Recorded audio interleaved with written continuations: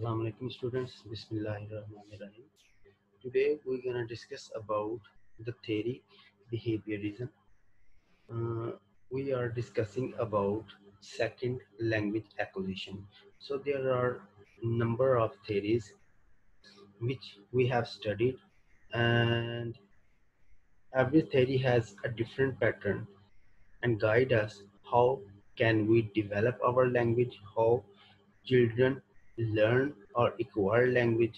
तो ये जितनी भी theories हैं ये हमें बेसिकली यही बता रही हैं कि किस तरह से लैंग्वेज को एक्वायर किया जाता है और किस तरह से लैंग्वेज को जो है वो कह लें कि सीखा जाता है, या ये जो है वो मतलब जितनी भी ये थेरीज हैं ये सारी लैंग्वेज के साथ ही जो है वो हमें डील करती हुई नज़र आ रही होती हैं। आज हम एक और थेरी के बारे में बात करने जा रहे हैं जिसको हमने बिहेवियरिज्म का नाम दिया है। So basically this theory falls in the domain of psychology. तो साइकोलॉजी में जो है वो हम बिहेवियर को डिस्कस करते हैं। बिहेवियरिज्म जो है वो साइकोलॉजी की डोमेन है, लेकिन इसको जो है वो लैंग्वेज सिखाने के लिए भी जो है वो यूज़ किया गया है।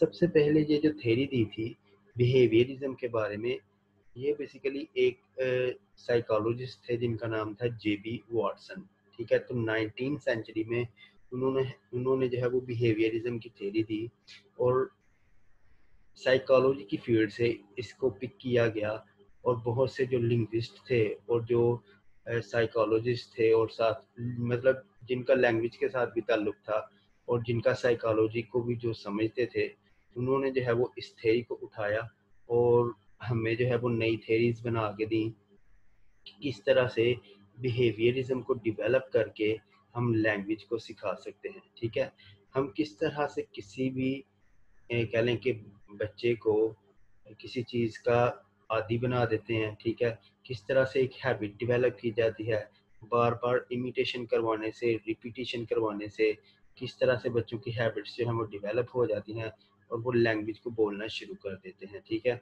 If we observe the first institution of a child is his or her mother. ठीक है, ये चीज़ तो हमें पता है ना। और देखें, हमारे बच्चे जो होते हैं वो हमें ही इमिटेट कर रहे होते हैं, जिस तरह से हम बात कर रहे होते हैं वो हमें ही इमिटेट करते हैं। और जब हम उनके सामने बार बार सेंटेंस को रिपीट करते हैं, सेंटेंसेस को ड्रिल कर रहे होते हैं, ठीक है, बच्चे भी हमें कॉपी करके उसी तरह से लैंग्वेज को जो है वो बोलना शुरू कर देते हैं और उसी तरह से उसको प्रैक्टिस भी कर रहे होते हैं। ठीक है, सो ये कह लें कि ये यही जो है वो बिहेवियरिज्म में चीज़ आती है कि किस तरह से बच्चे जो है वो हमें रिस्पॉन्स देते हैं, किस तरह से वो लैंग्वेज को जो है वो प्रैक्टिस करना जो है वो शुरू कर देते हैं। सो बेसिकली यहाँ पे हमें तीन जो है वो कह लें कि साइकोलॉजिस्ट जो है वो उन्होंने जो एक्सपेरिमेंट किए थे। ठीक है, आपको पता होगा कि जब भी कोई एक्सपेरिमेंट किया जाता था तो वो सबसे पहले जो है वो एनिमल्स पे किया जाता था और उसके बाद जो है वो उसको इंसानों पे इम्प्लीमेंट किया जाता था।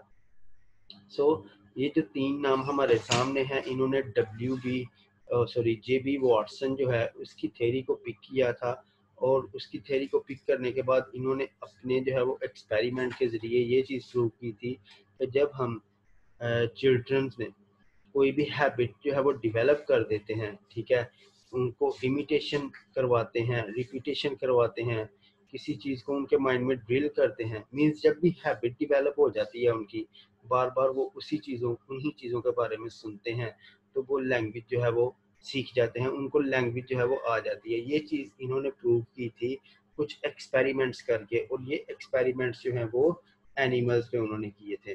ठीक है, तो सबसे पहला जो हमारे सामने साइकोलॉजिस्ट आता है वो है जी थॉर्नडाइक। ठीक है, तो इसने जो एक्सपेरिमेंट किया था, इसने एक्सपेरिमेंट किया था एक कैट पे। अब क्या, ये चीज़ हम बाद में भी डिस्कस करेंगे कि किस तरह से लैंग्वेज को किस तरह से इसने जो है वो कह लें कि एक एक्सपेरिमेंट के जरिए लैंग्वेज को किस तरह से इसने डेवलप किया, कि लैंग्वेज किस तरह से इसी एक्सपेरिमेंट से जो है वो सिखाई जा सकती है। तो इसने जो है वो बेसिकली यहाँ पे ना हमें स्टिमुलेट और स्टिमुली या स्टिमुलेशन आप कह सकते हैं और रिस्पॉन्स किसी भी ऑब्जेक्ट को या किसी भी एनिमल को फोर्स किया जाता था, स्टिमुलेट किया जाता था कि वो रिस्पॉन्ड करे। ठीक है, इन दोनों का कनेक्शन बना के हमें जो है वो लैंग्वेज की थेरीज जो है वो दी गई हैं, जिसको हमने बिहेवियरिज्म का नाम दिया है। तो ये थॉर्नडाइक जो भाई साहब थे, इन्होंने सबसे पहले कैट पे जो है वो कह लें कि एक एक्सपेरिमेंट किया था। ठीक है, ये आपको एक जो है वो कह लें कि ये एक बॉक्स आपको नज़र आ रहा है, केज नज़र आ रहा है, यहाँ पे खाना कुछ पड़ा हुआ है। ठीक है, तो उसने जो है वो इसी तरह से खाना बाहर रखा था, एक बॉक्स के अंदर एक कैट थी। ठीक है, अब आप देखें कि ये यहाँ पे एक लीवर लगा हुआ है और इसका कनेक्शन जो है वो ये डोर के साथ ऊपर से ये खिड़की में से होके तो डोर के साथ जो है वो आ रहा है। ठीक है, तो उसने कैट को जो है वो स्टिमुलेट किया। ठीक है, स्टिमुलेट किया मतलब फोर्स किया कि वो रिस्पॉन्स करे। ठीक है, उसने बाहर खाना रख दिया। तो ये नेचुरल चीज़ है कि जब भी हम इस तरह का कोई एक्शन करते हैं, एनिमल हो, इंसान हो, खाना सामने पड़ा हो तो मुंह में पानी तो आ जाता है और हम उसकी तरफ जो है वो लपकने की जो है वो कोशिश करते हैं। सो कैट भी जो है वो बहुत रेस्टलेस हो गई। ठीक है, अब उसको समझना है कि वो मतलब किस तरह से खाना उसके सामने पड़ा हुआ है और वो केज में बंद है। वो रेस्टलेस थी, उसने केज में जो है वो ऐसे ही रैंडमली चक्कर लगाना शुरू कर दिए। ठीक है, और मतलब भागना शुरू कर दिया कि मैं किसी ना किसी तरीके से जो है वो बाहर चली जाऊं। ठीक है, अब हुआ ये कि जब ये कैट भाग रही थी, काफी देर के बाद जो है वो बाय चांस इसका पाँव जो था वो इस लीवर पे आया और ये दरवाजा जो है वो खुल गया और कैट बाहर आई और उसने खाना खा लिया। ठीक है, अब एक दिन तो ये एक्शन हो गया, दूसरे दिन भी यही एक्शन हुआ और with the passage of time जब ये एक्शन जो है वो प्रैक्टिस होता गया तो जो टाइम स्पैन था कैट के बाहर आने का वो भी कम होता गया, क्योंकि फिर उसको समझ आ गई थी कि किस तरह से मैंने जो है इस लीवर को प्रेस करना है और किस तरह से गेट खुलेगा और किस तरह से जाके मैं खाना खाऊंगी। अब यहाँ पे देखें उसका उसका जो है वो एक हैबिट उसकी डेवलप हो गई है। ठीक है, उसको पता चल गया कि इस लीवर पे पाँव आएगा, ये गेट खुलेगा, मैं बाहर जाऊंगी और खाना खाऊंगी। और ये उसकी जो है वो एक हैबिट डेवलप हो गई। बच्चे भी तो इसी तरह से कर रहे होते हैं। ठीक है, वो जब लैंग्वेज को यूज कर रहे होते हैं तो वो मिस्टेक्स भी कर रहे होते हैं। ठीक है, गलत रिस्पॉन्स भी कभी कभार करते हैं, लेकिन जब जब वो उन्हीं इमिटेशंस को, उन्हीं एक्शंस को बार बार देखते हैं, बार बार उन्हीं सेंटेंसेस को सुनते हैं तो उनकी एक हैबिट डेवलप हो जाती है, जिसकी वजह से वो लैंग्वेज को यूज करना शुरू कर देते हैं। ठीक है, अच्छा, तो उसके बाद जो थ्योरी है वो दूसरे नंबर पर थ्योरी हमें दी गई थी पैवलोव की। ठीक है, सो पैवलोव ने भी इसी तरह का कोई एक्सपेरिमेंट किया था, लेकिन इसने जो है वो दो एलिमेंट्स को जोड़ दिया था। ठीक है, इसने ये एक्सपेरिमेंट एक डॉग पे किया था। अब ये डॉग जो था, कह लें कि इसके सामने जब खाना लाया जाता था तो इसके राल टपकना शुरू हो जाते थे। ठीक है, स्लाइवेशन शुरू हो जाती थी इसको। ये भी एक नेचुरल जो है वो कह लें कि वो है, मतलब कह लें कि नेचुरल चीज़ है कि जब भी किसी एनिमल के सामने खाना रखा जाए या इस तरह की कोई चीज़ हो तो उसकी जो है वो राल टपकना शुरू हो जाते थे। ये इसका फर्स्ट स्टेप है। ठीक है, फिर उसने क्या किया, उसने इसी खाने को एक बेल की आवाज से जोड़ दिया। ठीक है, मतलब कॉम्बिनेशन बनाया ये। वैसे थर्ड नंबर पे ये स्टेप आ रहा है। ठीक है, उसने पहले खाना रखा तो राल टपक रहे थे, उसने खाना उठा लिया तो उसने बेल बजाई, राल नहीं टपके। ठीक है, अब उसने खाने को और बेल को दोनों को जोड़ दिया, खाना रखा और बेल बजाई। ठीक है, और फिर राल टपकना शुरू हो गए।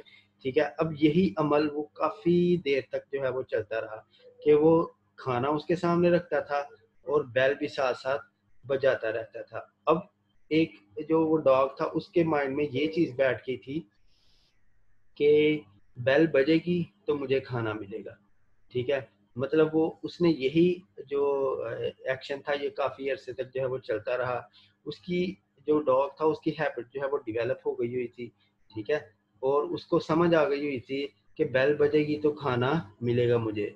ठीक है, उसके बाद उसने क्या किया कि उसने जो है वो सिर्फ बेल बजाई, खाना नहीं रखा सामने। उसने फिर सिर्फ बेल बजाना शुरू की कुछ दिनों बाद, और फिर भी उसके राल टपकना शुरू हो गए। क्यों? एक हैबिट एक डॉग की डेवलप हो गई हुई थी कि बेल बजेगी तो मुझे खाना मिलेगा। अब इसकी जो है वो कह लें कि बेल, उसने सिर्फ बेल बजाई तो उसको पता चल गया कि खाना आने लगा है, ठीक है, तो उसके राल जो है वो यहाँ पे टपकना शुरू हो गए, सलाइवेशन होना शुरू हो गई। तो किस तरह से देखें हैबिट जो है वो डेवलप हो जाती है। इसी तरह से जो चिल्ड्रन होते हैं, जो लैंग्वेज लर्नर होते हैं, उनमें भी हम इस तरह की कंडीशंस जो है वो लगा देते हैं कि उनकी हैबिट्स जो है वो डेवलप हो जाती हैं। बार बार वही एक्शंस जो है वो रिपीट किए जा रहे होते हैं, बार बार वही चीज़ें रिपीट की जा रही होती हैं, ठीक है। इसी तरह उनकी जब हैबिट डेवलप हो जाती है तो वो लैंग्वेज बोलना शुरू कर देते हैं। यही इसी इसी को जो है वो बिहेवियरिज्म का नाम दिया गया है, ठीक है। बेसिकली हम बिहेवियर ही तो उनका चेंज कर रहे होते हैं ना, कि लैंग्वेज के बारे में उनका क्या कॉन्सेप्ट है, लैंग्वेज एंड साइकोलॉजी, इन दोनों का क्या कनेक्शन है आपस में, ठीक है। किस तरह से उनका बिहेवियर चेंज हो रहा है और किस तरह से उनकी ये हैबिट डेवलप हो रही है और वो लैंग्वेज को किस तरह से यूज कर रहे हैं, रिपीटिशन हो रही है, इमिटेट कर रहे हैं, ठीक है। सो बार बार जब वो एक ही चीज को करते हैं तो लैंग्वेज बोलना सीख जाते हैं। अब तीसरे नंबर पे जो एक्सपेरिमेंट किया था वो किया था स्किनर ने, ठीक है, और इसको इसके लिए नोबेल प्राइज भी जो है वो दिया गया था, ठीक है। सो स्किनर जो है वो कह लें कि थर्ड नंबर पे आया। उसने भी कुछ इसी तरह का एक्सपेरिमेंट किया। उसने एक भूखा जो था ना चूहा, उसको एक कह लें कि केज में बंद कर दिया था, ठीक है। यहाँ पे देखें ये एक लीवर लगा हुआ है, ठीक है, और कुछ और चीजें जो है वो पड़ी हुई हैं सामने, उसके जो है वो खाना पड़ा हुआ है, ठीक है। अब वो जो भूखा चूहा था वो, अब यहाँ पे देखें एक स्लाइड भी जो है वो बनी हुई है।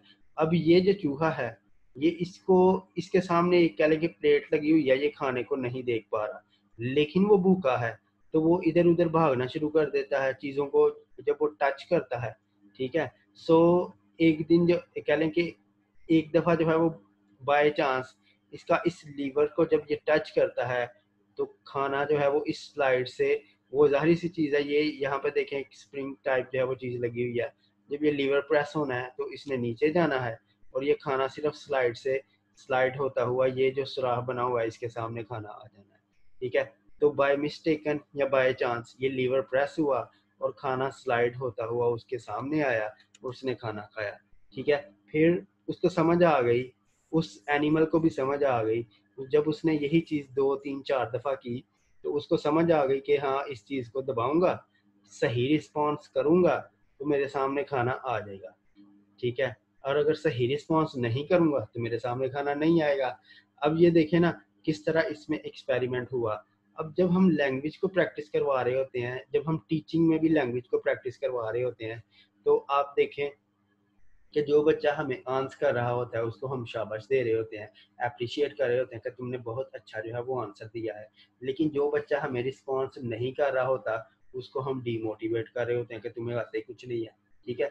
तो ये जो रेनफोर्समेंट होती है बेसिकली ये 2 टाइप की होती है, ठीक है। तो स्किनर ने हमें कहा कि ये जो पॉजिटिव रेनफोर्समेंट होती है, कि आप जब बच्चा कोई अच्छा परफॉर्म करे और आप उसको कोई कैंडी दें या चॉकलेट दें या इस तरह का कोई उसको रिवॉर्ड दें, शाबाश दें, तो बच्चे में जो है वो पॉजिटिव बिहेवियर जो है वो पैदा होना शुरू हो जाता है और वो लैंग्वेज को जल्दी और बड़े अच्छे तरीके से जो है वो सीख लेता है, ठीक है।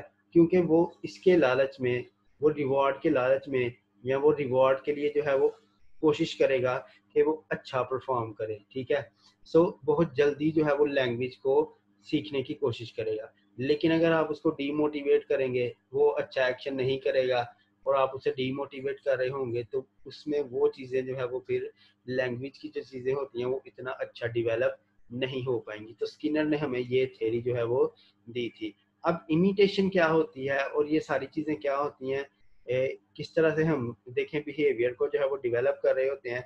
मैं एक वीडियो प्ले करता हूँ, आप लोग उसको देखिएगा, ठीक है। और देखें कि किस तरह से बच्चों को इमिटेट जो है वो करवाया जा रहा होता है और उनसे एक्शन परफॉर्म करवाए जा रहे होते हैं और बच्चे भी उसको जो है वो सीख रहे होते हैं। ये ज़रा वीडियो देखें, मैं स्क्रीन आप लोगों के साथ 1 मिनट शेयर कर दूं।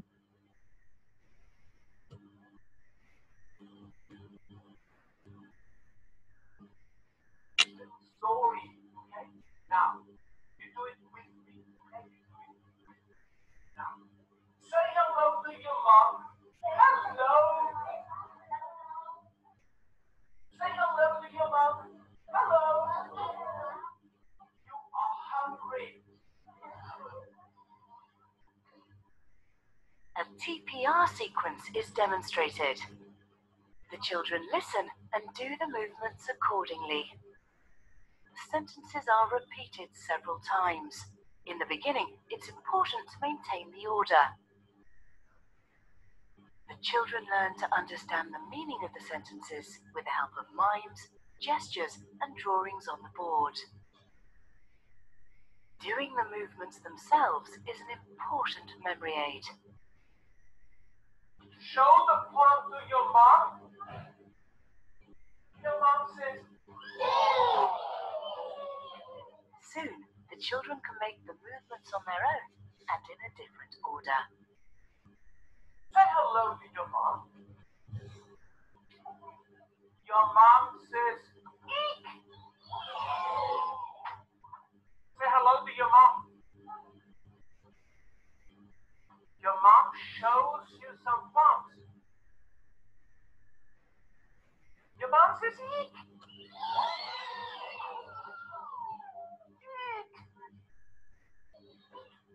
Okay?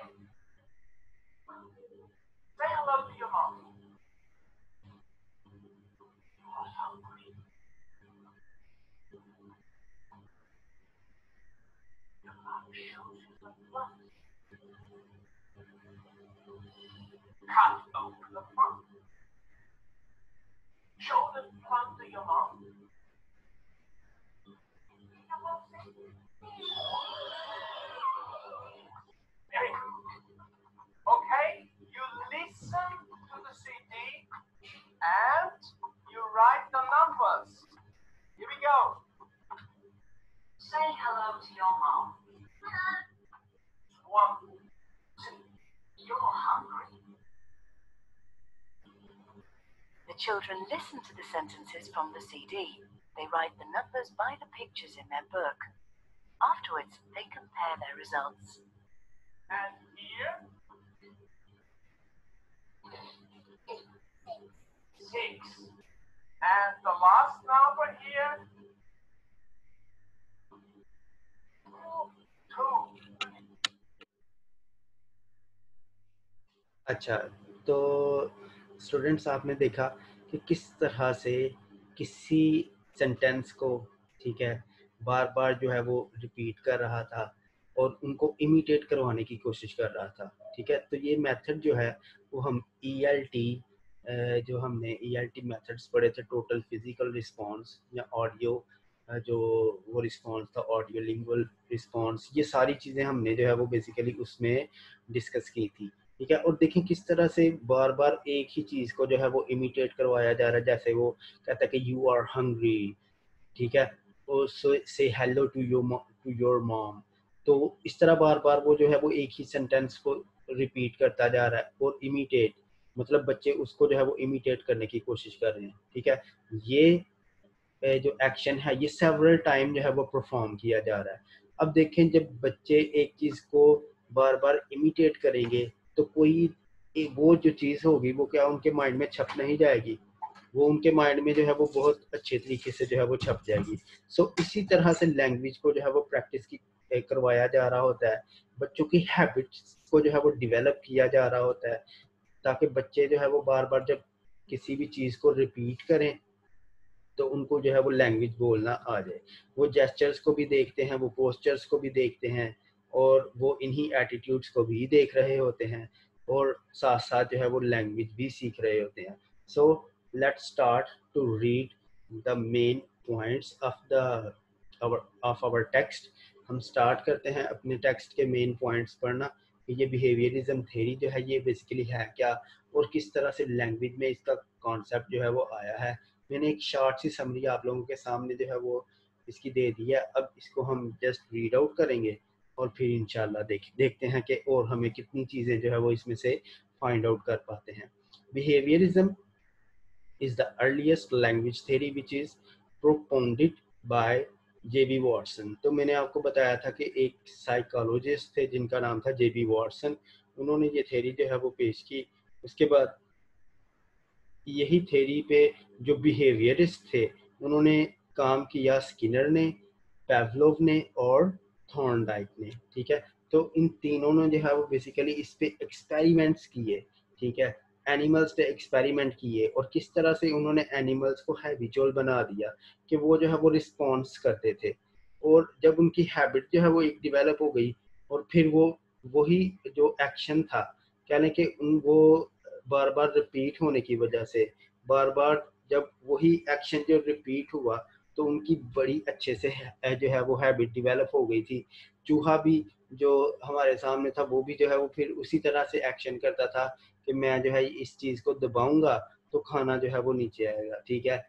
कैट को भी हमने देखा, कैट भी बड़े कम टाइम में जो है वो फिर बाहर आ जाती थी। और डॉग को भी हमने देखा कि बगैर बेल बेल जो है वो सिर्फ बेल भी बजाई जाती थी, एसोसिएशन हो गई थी ना, उसकी कनेक्शन हो गया था कि बेल बजेगी तो मुझे क्या होगा, खाना मिलेगा। इसी तरह की एसोसिएशन हम लैंग्वेज में भी कर रहे होते हैं। जब बार बार चीज़ों को रिपीट किया जा रहा होता है, जैसे बच्चा छोटा होता है तो मदर उसके साथ जो लैंग्वेज यूज़ कर रही होती है, वो बार बार एक ही वर्ड को जो है वो रिपीट कर रही होती है ताकि बच्चा जो है वो उसको मेमोराइज कर सके, उस वर्ड के बारे में जो है वो जान सके, ठीक है। तो ये बिहेवियरिज्म थ्योरी थी। सो हम इसमें जो है वो जितनी हमें चीज़ें मिलती हैं हम वो डिस्कस कर लेते हैं। Behaviourism focus on observable behaviour. तो ये ऑब्जर्वेबल बिहेवियर होता है, ठीक है।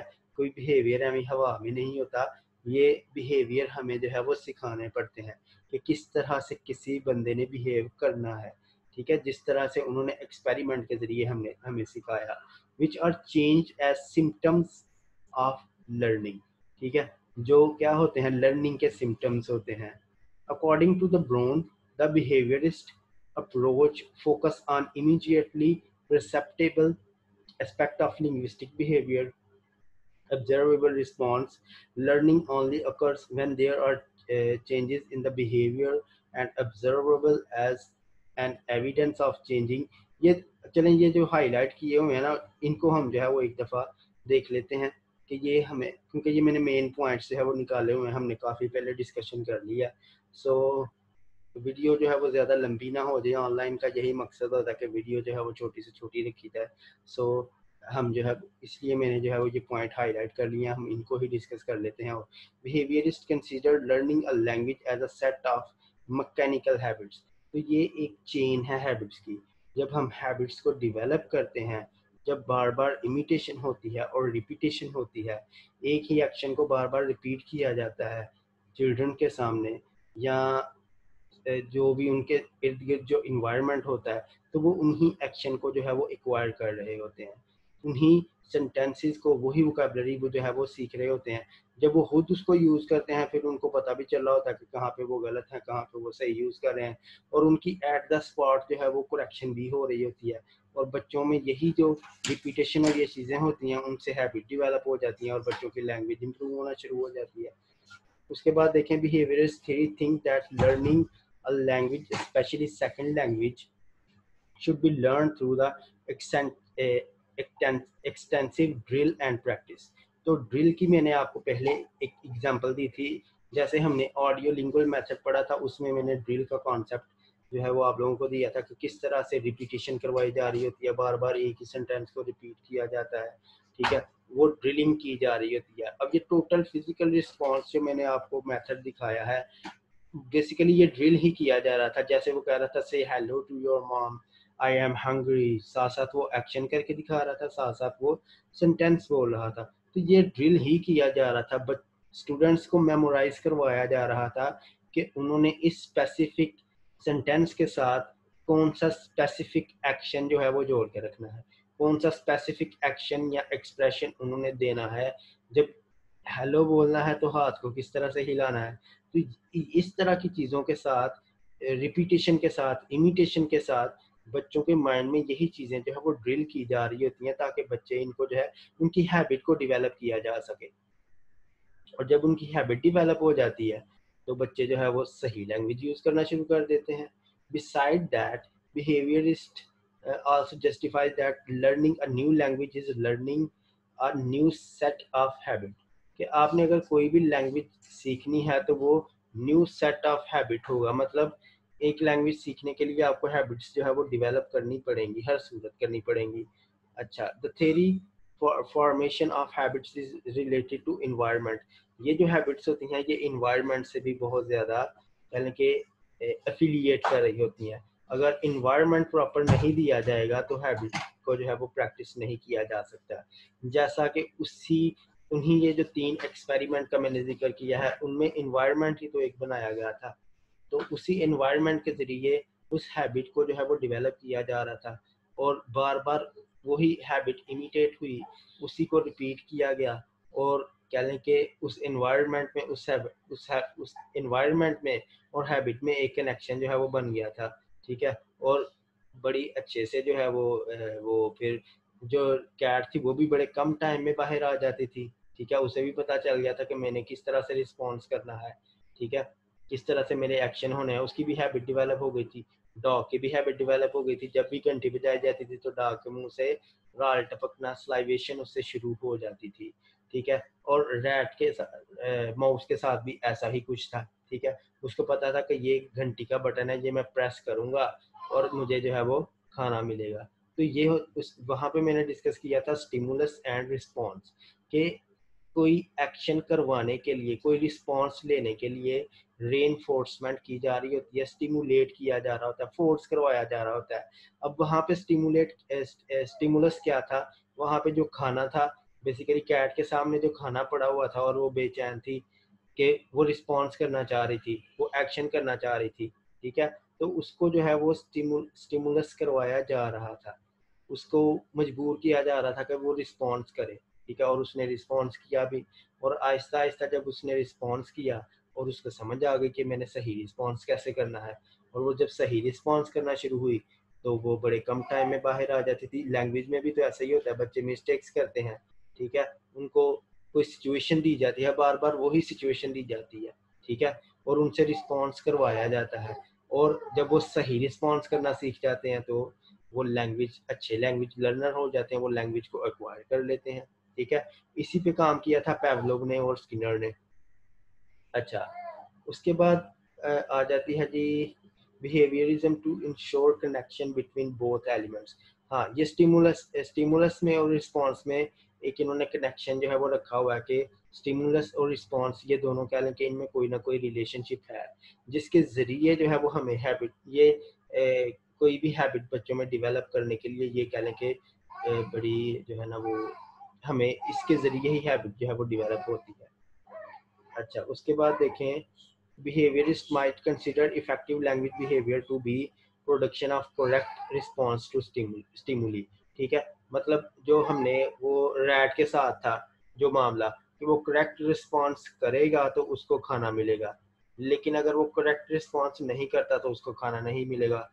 जब हम अग, जब अगर हम टीचिंग की बात करें तो टीचिंग में मैंने आपको पहले भी वो एग्जांपल दी थी कि अगर बच्चे सही रिस्पॉन्स कर रहे होते हैं तो हम उन्हें अप्रिशिएट कर रहे होते हैं। ठीक है, कोई आंसर सही देता तो हम उन्हें अप्रिशिएट करते हैं और उनमें एक पॉजिटिव रेनफोर्समेंट जो है वो डेवलप हो रही होती है, वो पॉजिटिव बिहेवियर डेवलप कर रहे होते हैं। लेकिन अगर हम उनको जो है वो डीमोटिवेट करना शुरू कर देंगे तो उनमें एक नेगेटिव जो है वो हैबिट डेवलप होना शुरू हो जाएगी, वो फिर लैंग्वेज को उस तरह से यूज नहीं करेंगे। तो इस तरह से पॉजिटिव जो है वो तरीके के साथ हमें जो है वो बच्चों को लैंग्वेज जो है वो ज़ाहिर सी बात है रिस्पॉन्स करवाना पड़ता है, ताकि बच्चे सही से लैंग्वेज जो है वो यूज़ कर सकें। इसको अब मैं जो है वो ज़रा तेज़ी से ख़त्म करने की कोशिश करूँगा। अच्छा, स्किनर जो है उसके Skinner presumes that human learning and animal learnings are parallel। जिस तरह से एनिमल ने लर्न किया, ह्यूमन को भी उस तरह से लर्न करवाया जा सकता है, स्किनर का ये कहना था। L2 learning is also similar, कहता है कि जिस तरह से पहली लैंग्वेज एक्वायर की जाती है उसी तरह से दूसरी लैंग्वेज भी एक्वायर की जा सकती है।